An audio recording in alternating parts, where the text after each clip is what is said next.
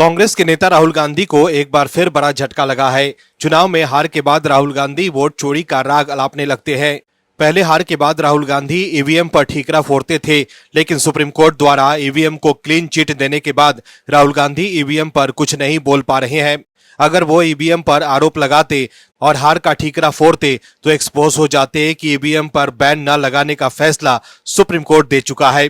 यही वजह है कि लोकसभा चुनाव के बाद हरियाणा, महाराष्ट्र और दिल्ली में मिली करारी हार के बाद राहुल गांधी वोट चोरी को लेकर चुनाव आयोग पर ही निशाना साधने लगे हैं। राहुल गांधी ये मानने के लिए तैयार नहीं है कि उनकी पार्टी की हार हो सकती है। वही जिस राज्य में कांग्रेस की जीत होती है वहां को लेकर वो चुप्पी साध लेते हैं। लेकिन अब ऐसी खबर आई है जिसके बाद कांग्रेस, विपक्ष और राहुल गांधी की चिंता जरूर बढ़ गई होगी और एक बार फिर वो वही वोट चोरी का राग अलापते नजर आ सकते हैं। क्या है खबर, बताते हैं आपको इस रिपोर्ट में। दर्शकों, वोट चोरी का आरोप लगाने वाले राहुल गांधी के लिए बुरी खबर आई है। दरअसल बिहार में एक तरफ जहां एनडीए और महागठबंधन आमने सामने गठबंधन को मजबूत करने में जुटे हैं, इस बीच बिहार विधानसभा चुनाव की तारीखों का ऐलान कभी भी हो सकता है।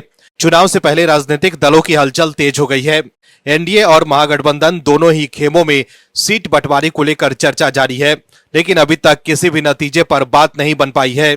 वहीं इस बीच एक ताजा सर्वे आया है जिसने चुनावी माहौल को और दिलचस्प बना दिया है। अब इस इंडिया ने टेबल ऑफ बिहार 2025 नाम से एक सर्वे किया है, तो चलिए आपको बताते हैं कि यह सर्वे क्या कहता है और इसके आंकड़े क्या है। दर्शकों, पूर्णिया में 24 सीटें हैं और मुस्लिमों की आबादी करीब 46% है, जबकि अनुसूचित जाति की आबादी 14% है।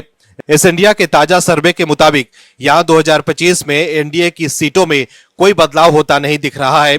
साल 2020 में एनडीए को यहां 12 सीटें और 36% वोट मिले थे, जिसमें फिलहाल बदलाव नहीं होता दिख रहा है। जबकि महागठबंधन इस बार आगे बताया जा रहा है, जिसे 2020 में 7 सीटें मिली थी और 36% वोट प्रतिशत था। अन्य के खाते में 5 सीटें गई थी और 28% वोट मिले थे। यहाँ जनसुराज का उतना प्रभाव नहीं दिख रहा है। वहीं बिहार के सारण इलाके में 24 विधानसभा सीटें हैं। यहाँ 15% मुस्लिम आबादी है और उतनी ही अनुसूचित जाति की आबादी भी है।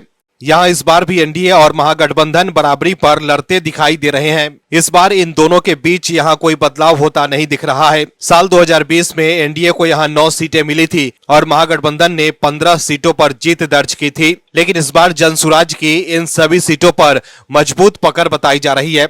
वहीं पटना क्षेत्र में 21 विधानसभा सीटें हैं और मुस्लिमों की आबादी 7% और अनुसूचित जाति की आबादी यहां करीब 22% है। साल 2020 के विधानसभा चुनाव में एनडीए को यहां 11 सीटें मिली थी और 39% वोट शेयर था। वहीं महागठबंधन को 10 सीटें मिली थी और 38% वोट मिले थे। इस बार भी इसमें कोई बदलाव होता नहीं दिख रहा है। पीके की जनसुराज की यहाँ मजबूत पकड़ बताई जा रही है। ऐसे में इस बार वो यहाँ बड़ा उलटफेर कर सकती है। वहीं बिहार विधानसभा चुनाव को लेकर ओवरऑल बात करें तो एनडीए 47 सीटों पर आगे दिखाई दे रही है। वहीं 19 सीटों पर महागठबंधन आगे बताया जा रहा है। इस बार भी 2020 वाली स्थिति नजर आ रही है। वहीं बिहार की सियासत में मुस्लिम वोटरों की अहम भूमिका रही है।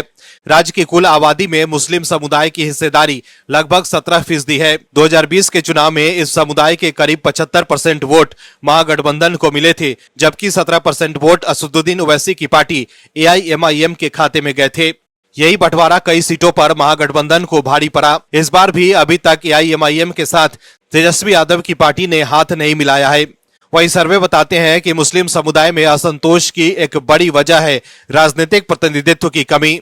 राहुल गांधी और तेजस्वी यादव की हाल ही में वोटर अधिकार यात्रा में मुस्लिम नेताओं को पर्याप्त जगह न मिलने से असंतोष बढ़ा है। समुदाय का एक बड़ा हिस्सा टिकट बंटवारे में अधिक हिस्सेदारी और डिप्टी सीएम की मांग कर रहा है। अगर महागठबंधन ने समय रहते उनकी नाराजगी दूर नहीं की तो इसका सीधा फायदा एनडीए को मिल सकता है। तो देखा आपने कैसे सर्वे के मुताबिक इस बार भी वही स्थिति है जो 2020 के विधानसभा चुनाव में थी।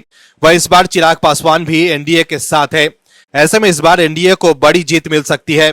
दर्शकों, विपक्ष की हार उनके फैसलों और एनडीए सरकार की सफल नीतियों की वजह से होती है, लेकिन अगर बिहार में भी विपक्ष की हार होती है तो राहुल गांधी और विपक्ष के लोग एक बार फिर वोट चोरी का राग अलापते नजर आएंगे। Bureau report, OMH news. आप दर्शकों से विनम्र निवेदन है कि चैनल को सब्सक्राइब जरूर करें